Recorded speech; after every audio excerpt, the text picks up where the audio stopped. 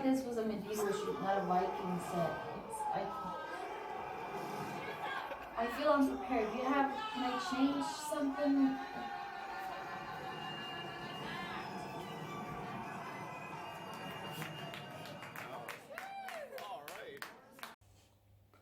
Hello and welcome to another story time. This time we're heading to the north. We're going to Greenland. And I gotta say, there is something about ice and snow, but it has to be a lot of it. Because ever since I went down to Antarctica, I love ice. Like massive chunks of ice, which is, I guess, what you call a glacier. Because there's just something about the size of it and how it sounds. I'm gonna come back to that later on, but I am not a winter person. Like, I hate winters, but I do love when there's a lot of it, a lot of snow, a lot of ice. I don't mind if it's really cold. It has to be a lot of it. Which is why I wanted to go to Greenland. Because I figured I've been to the north, I've been to the south, so I have to also see what the north is all about. And I highly recommend going to Greenland. Highly recommend it. But this was, I think, when was this? Like 3 or 4 years ago. I booked a trip with a Swedish company called Greenland. They make all kinds of trips, and in the beginning I was supposed to go with my dad and his friend, but they had to cancel, so I went alone. And I had to change my flight in Iceland, in Reykjavik, and I figured since I have to change my flight, I might as well just stay for a night, since I'm already there. When I got to the airport, I took a bus and I went to the Blue Lagoon, which is really close to the airport. It's only like 30 minutes away or something. So I went to the Blue Lagoon. I spent a couple hours in the water, soaked, felt really good. Then I took the bus back to Reykjavik. I dropped off my bags in my hotel room, and I went down to the city center because I found out that there was a vegan restaurant that was supposed to be really good. So I went to that restaurant. I ordered lasagna, and I was so excited for my lasagna, and it just turned out to be a disaster. Because somehow they forgot my order, and then they closed the kitchen, and I was still waiting for my food. Then I had to go and ask the waiter, like, are you cooking my food, or did you forget about my food? And they forgot about it. And I just got really upset. I got hangry because I was tired and I was hungry. I was really looking forward to it, and then they forgot about my order, so I just said, F it, fuck it. So I got my money back, and I just went down to the water, and I walked back to my apartment, and in my head, I was just thinking of this hate speech, like, oh, I hate this world. Why is nothing going the way I want it to? And, everything was just wrong and awful. And then I came down to the water, and I saw the sunset and the view, and it was just like, Malin, what are you bitching about? This is wonderful. This is so beautiful. So I kind of let go of all the anger. So I just took a very nice, calm stroll back to my hotel room, bought a bag of chips, and went to bed. And the next day I went back to the airport and took the flight to Greenland and to Ilulissat.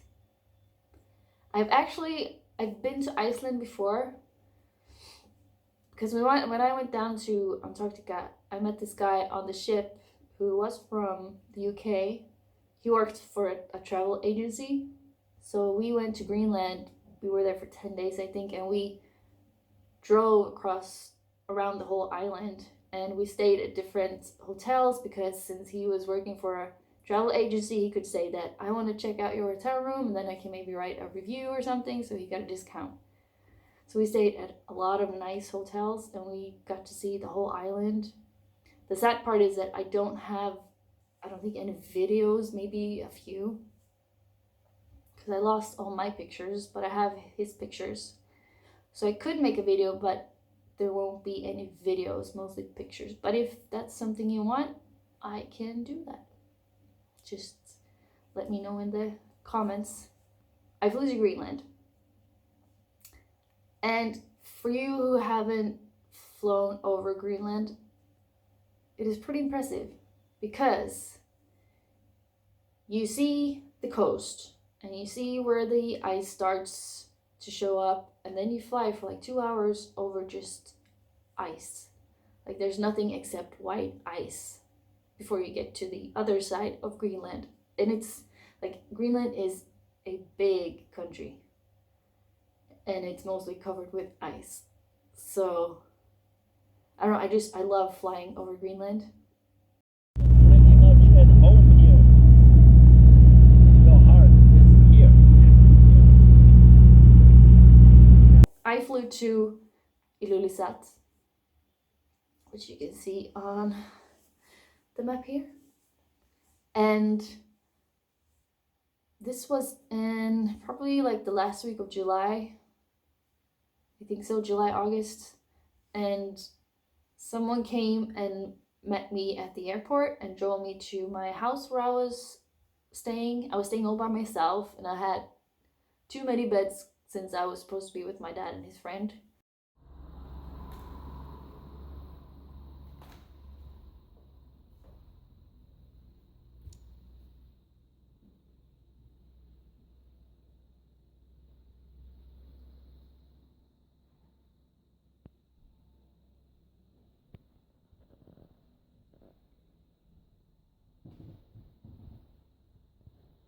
So I dropped everything off at my house and then I went for a little hike because there were hikes that you could do by yourself.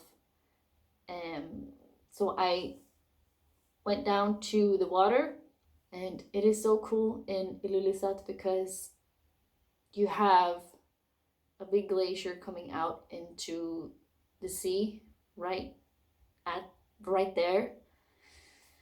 So that glacier creates a lot of icebergs.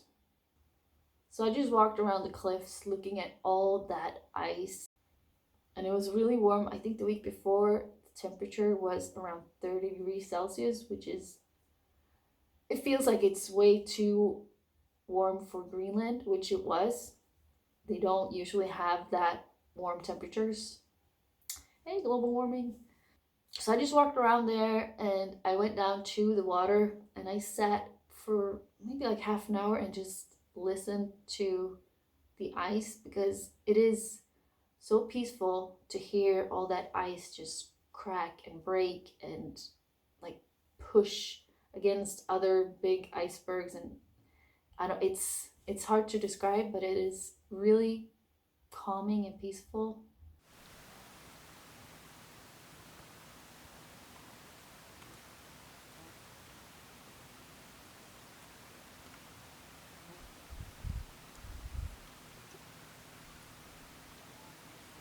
So I just sat there for like 30 minutes and then I walked back. And it is weird because since it is so far north, you have the summer sun, I guess you call it, because it doesn't get dark. It is like in the middle of the night, it feels like it's in the middle of the day. So it's hard to actually go to sleep because it feels like it is way too early to go to sleep. And it's always bright. But I kind of liked it. And also when I went to the grocery store, everything was in Danish, because Greenland is a part of Denmark, but it feels like it doesn't make sense because Greenland is so far away. And then to have everything in Danish, like my brain just. But also, everyone says that, well, since you're Swedish and they're Danish, you should understand each other, right? Because you're all Scandinavians, and that is not true. Danish sounds odd, like a throat condition, like Danes are holding back a cough, or maybe they got a potato stuck in their throats. Apparently, at least that's what everyone's telling me. But why? Why does Danish sound so funny to people? I recently explored how Swedes, Norwegians, and Danes can all communicate without having to switch languages. But this wasn't fair and even. Some languages were more intelligible than others. The internet eagerly pointed its finger at one language in particular. Danish did it. I post a video and I'm told that Danish is a throat condition. I log into social media and I read about the potato in their throat. I go visit a discussion board and it's a strangled goose. A study tells me Swedish kids hear Danish as uglier and stranger than Danes do Swedish. If I speak to a Danish person, I would prefer to speak English.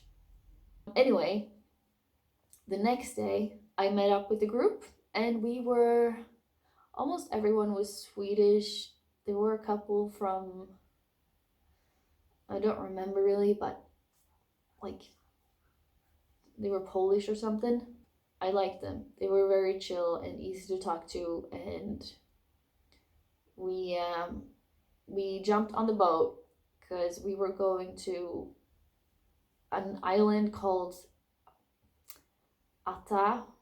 I'm not really sure how to pronounce that, but it is like I think it was a village where they lived, where they were trading furs. So it was like they exchanged furs at that place, and the last human that actually lived there moved away in the 60s, and then they made it to a summer camp for tourists. Really nice area. So it took us like 5 hours to get there, and we also made a stop on another island, which I'm not sure what it's called. And there were maybe 10 houses on that island, and we stayed at a family's house and they made us dinner. You got to see how they lived, so it was very interesting. Something I noticed is that since it is Greenland and the house is on an island far from the mainland, it is they don't have everything that we have. But the one thing that everyone had was a huge TV, because I guess that's their way of keeping in touch with the world and staying entertained. So there was always like this huge screen in the house, which it looked funny because everything else was just really basic. But not the TV. We need a giant TV to survive this. And just going on the boat through the Disco Bay with all the icebergs, it is so beautiful. And we were really lucky with the weather because it was always sunny. We continued on to our camp. We arrived and it was like one house where we had dinners and breakfast, and we could also buy some stuff. And then there was one house where the staff lived, and we had a house. It was just so quiet. I remember just sitting on the porch of our little house watching out over the bay, and we had these huge icebergs like right there, and it was just so peaceful.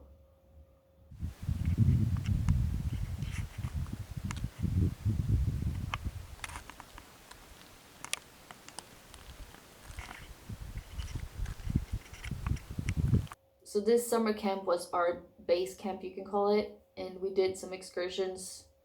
I think we were there for 3 or 4 nights, and during the day we did some excursions to other glaciers and just around the Disco Bay. And then during the rest of the day, we could do whatever you wanted. You could go kayaking in the bay, or you could just go on your own hikes. And we just hung around playing cards, drinking beer. But the thing that I wasn't prepared for was all the flies. Like, they weren't mosquitoes, and they weren't that,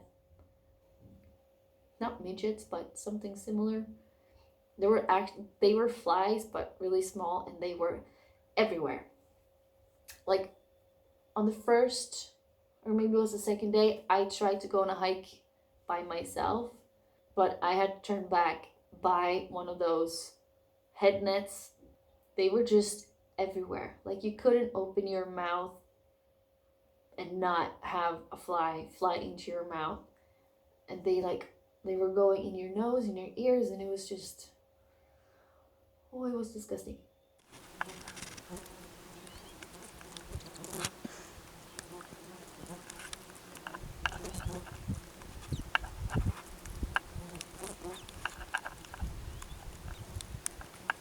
So I got a head net, and then I continued my hike, and I went up to the top of the hill, I guess you can call it, and I just stayed there for a long time, just looking at the view and listening to the sound, and just feeling really, really good about myself, as you do.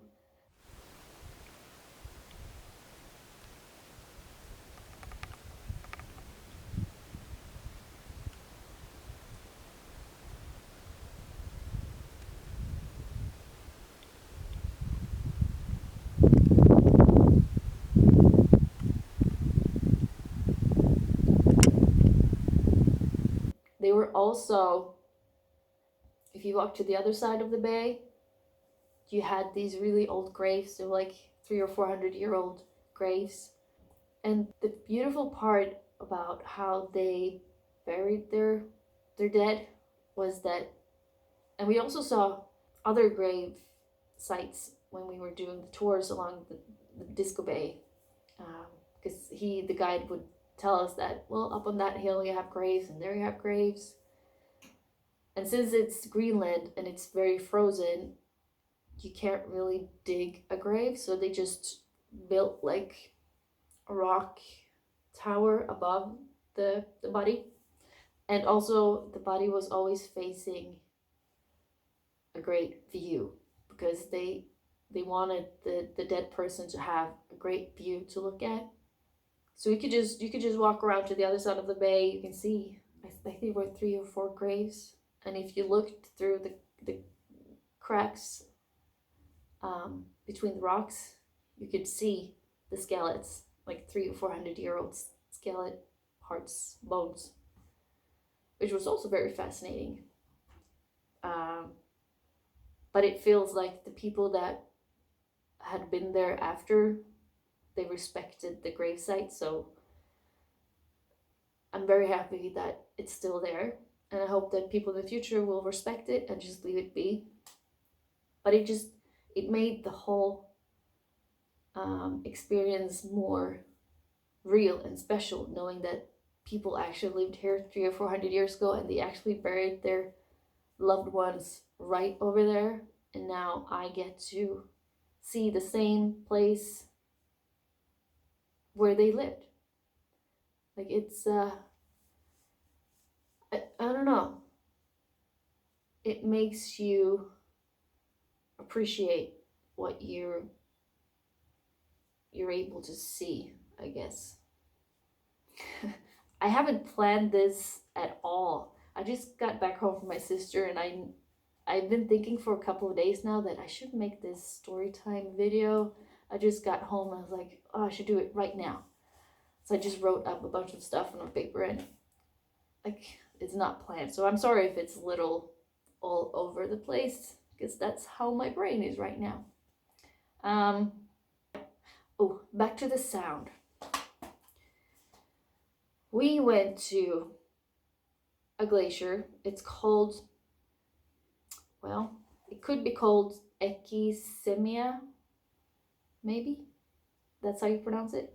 which is a glacier not far away, and it's big, but it's much smaller than it was, like, I don't know, 10 years ago or something. Also, because of global warming.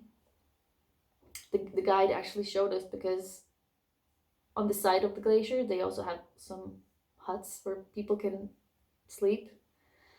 And years ago, the glacier was right at the side of those huts, and now it's like, I don't know, 100, 200 meters away. So it really shrunk the glacier. But we stayed at that glacier for, I don't know, an hour maybe. And you can just listen to the movements of the ice, because it always moves, and you can hear and see really big chunks of ice just fall down into the sea, and you hear it cracks, and it almost sounds like thunder. And it's just these massive, impressive sounds, and I love them. Jag tappar nästan andan alltså. Det är så häftigt.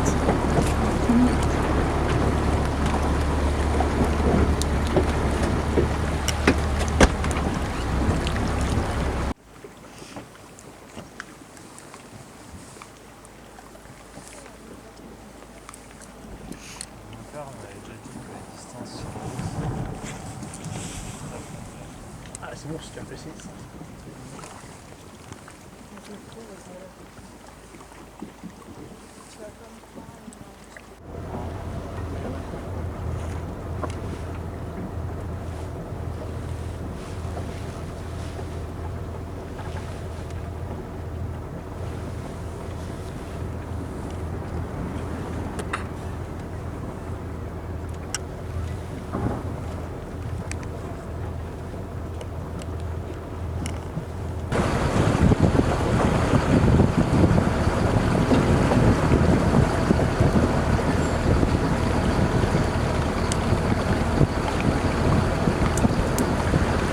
So we stayed there for like an hour just watching the ice.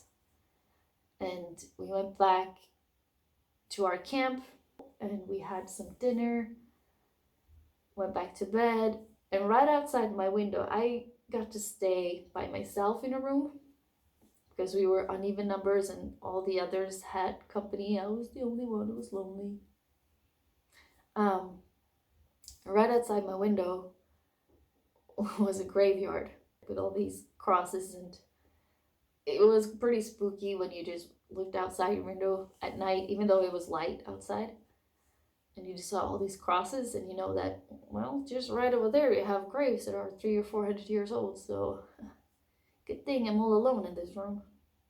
And one day we went out in the bay with our own kayak, and right before I got out, you had this big iceberg right outside our camp, and it actually turned. And the staff that were living at the camp taking care of us were really cautious and telling us, you cannot be close to the icebergs. You need to have a safe distance from the icebergs. And now I know why, because when that iceberg flipped, because you always hear that, I don't know, you can only see that much percent above the actual water, and the rest is underneath the water, and it is big. So when an iceberg tilts, you better not be anywhere close to that iceberg. And I'm really happy that I got to see it up front, because whoa.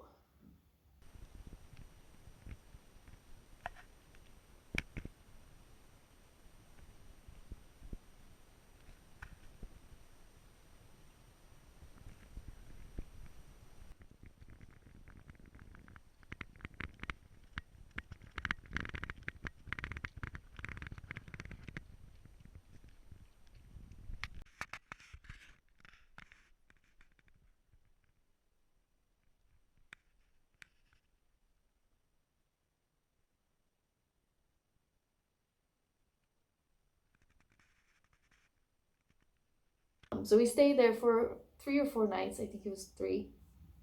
Then we went back to Ilulissat, And well, first we actually went to another village that is, let's say you have Ilulissat here, and here you have the where the glacier comes out into the ocean, and here's another town, and we went to that town, and we visited another family, and she made us dinner, and we also met a police officer. And I had to ask because when I was there, we had the summer sun, but that also means that in the winter time, it's dark for a long time. And I can't even imagine how hard that must be not to have any kind of daylight. So I had to ask the police officer, like, how do people cope during the winter? Like, how busy are you? And he said that the winter are pretty okay. The summer, though, people make so much more illegal stuff in the summer than in the winter, because when it's the summer and it's always bright outside, people don't know when to go to bed. They don't know what to do with all this sunlight, so people go crazy. Which I can, when you think about it, sure, you kind of need a boundary. You need the day to go darker, so you know that, okay, this is my time to go to bed, my time to relax. When it's bright all day long, people go nuts. Another problem they had was, well, during the summer you can just take the boat from, I don't remember the name of that town, but maybe I'll figure it out. But you can just take the boat from that town to Ilulissat, and you can buy your groceries, and or if you need to go to the doctor or whatever. But during the winter time, it's a lot harder, because normally the sea freezes, so they can just take their snowmobile, or they can take their dogs, the dog sled, and just go to the town. But these days, it doesn't really freeze. Again, global warming. So she told me that like once a month they have a helicopter. You need to book this helicopter, and it will take you over the glacier to Ilulissat, and you can do the things that you need to do. And they also take groceries back to the grocery store. But it is like once a month, so you really need to plan your things. So they are really isolated, because there is no road that you can just take to Ilulissat, because there's a huge glacier in the way. They don't have a toilet. Once again, they have this outhouse. That's what it's called. It's an outhouse, but it's indoor, like it's just a bag. And they have like a house in the middle of the center where you can do laundry and all that stuff. So you really have to plan everything. But it was really interesting to see how they live and how they work and how the whole community function. So we spent the whole afternoon with this family that we visited and had some dinner, and then we went back to Ilulissat.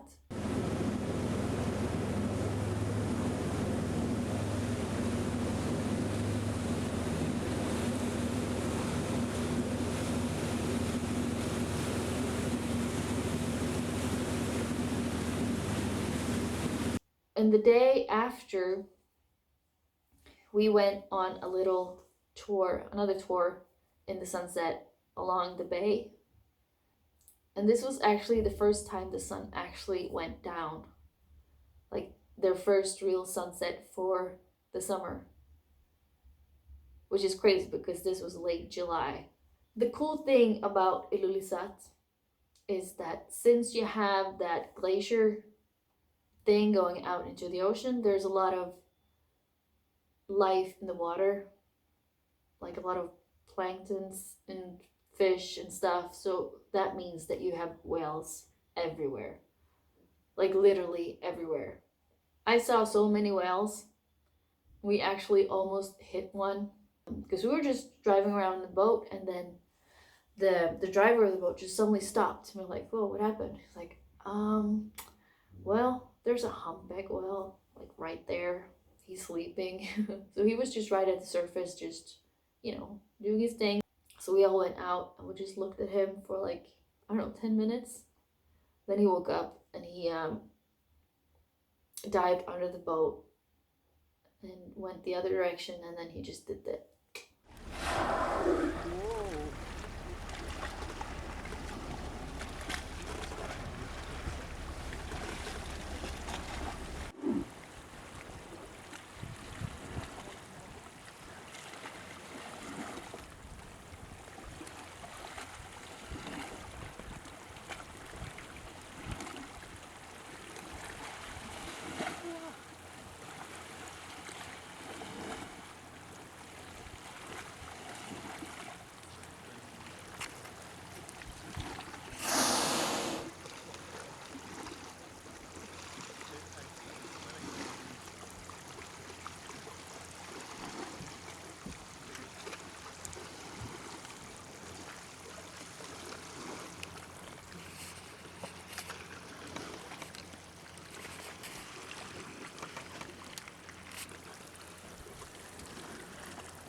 Oh.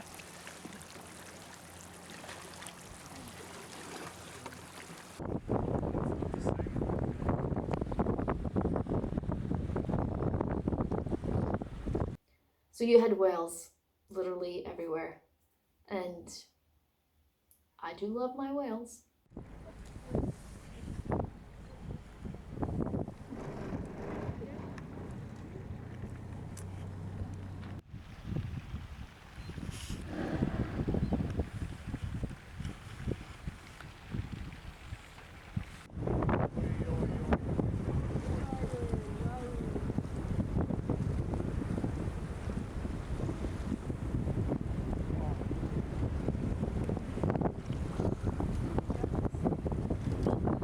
I also did a tour, like in Ilulissat.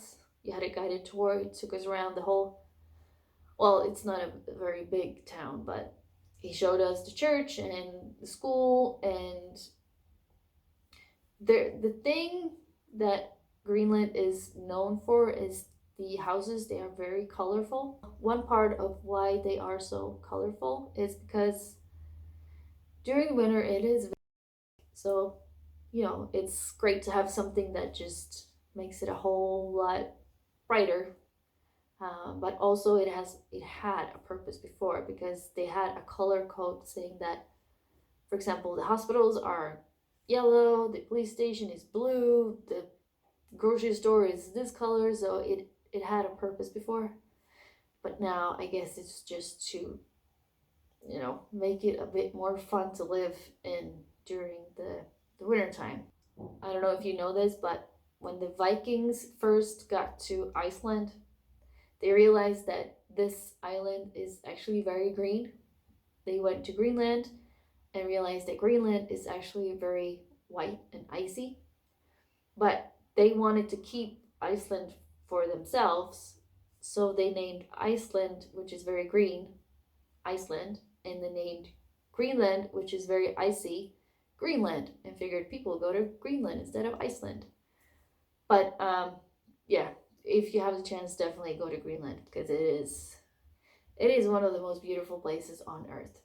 Yeah, that's my story time for Greenland. And if you want a story time of Iceland, but with mostly pictures, I can do that. Otherwise, the next one will be Kilimanjaro, going up the highest mountain in Africa. But I wish you all the best, and hopefully you are all okay in this world chaos right now with coronavirus. So yeah, take care and see you later. Bye.